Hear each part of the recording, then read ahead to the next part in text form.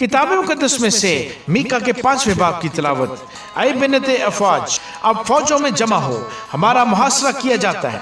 वो इसराइल के हाकिम के गाल पर छड़ी से मारते हैं। लेकिन ऐ बैतलहम अफराता, अगरचे तू यहूदा के हजारों में शामिल होने के लिए छोटा है, तो भी तुझ में से एक शख्स निकलेगा और मेरे हजूर इसराइल का हाकिम होगा, और उसका मस्जिद जमाना साबक हाँ कदीम उलयाम से है, इसलिए वो उनको छोड़ देगा जब तक कि जच्चा दर्दे से फारिग ना हो। तब उसके बाकी भाई बनी इसराइल में आ मिलेंगे और वो खड़ा होगा और खुदावंद की कुदरत से और खुदावंद अपने खुदा के नाम की बुजुर्गी से गलाबानी करेगा, और वो कायम रहेंगे क्योंकि वो उस वक्त इंतहाए जमीन तक बुजुर्ग होगा, और वही हमारी सलामती होगा। जब असूर हमारे मुल्क में आएगा और हमारे कसरों में कदम रखेगा, तो हम उसके खिलाफ 7 चरवाहे और 8 सरगरोह बर्पा करेंगे, और वो असूर के मुल्क को और नमरूद की सरजमीन के मुदखलों को तलवार से वीरान करेंगे।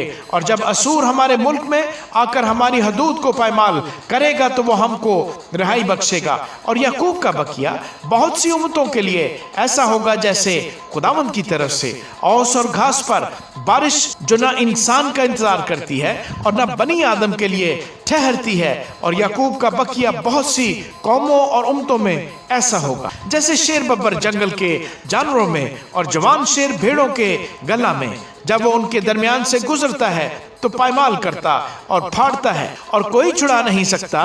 तेरा हाथ तेरे दुश्मनों पर उठे और तेरे सब मुखालिफ नेस्त हो जाएं। और खुदावंद फरमाता है, उस रोज मैं तेरे घोड़ों को जो तेरे दरमियान है काट डालूंगा, और तेरे रथों को नेस्त करूंगा, और तेरे मुल्क के शहरों को बर्बाद और तेरे सब कलों को मिसमार करूंगा।